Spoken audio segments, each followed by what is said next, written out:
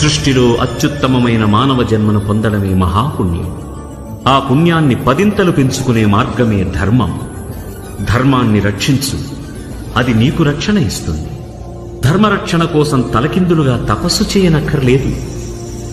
మనిషిగా స్వచ్ఛంగా బతికితే చాలు. తన జీవితంలో తాను చేయగలిగిన ఏ చిన్న మంచి పనైనా ధర్మాన్ని రక్షించడమే అవుతుందని గ్రహిస్తే చాలు. అలాంటి ధర్మరక్షణ కార్యాన్ని మానవ రూపంలో ఆచరించి చూపిన సద్గుణాల పరిపూర్ణత్వమే శ్రీరామతత్వం. ఆ రామతత్వానికి దాసోహమని సేవించడమే ఆంజనేయ తత్వం. హక్కుల కన్నా బాధ్యత గొప్పదన్నది రామతత్వం. కష్టంలో కలిసి నడవాలన్నది సీతతత్వం. కుటుంబ బాధ్యత పంచుకోవాలన్నది లక్ష్మణతత్వం.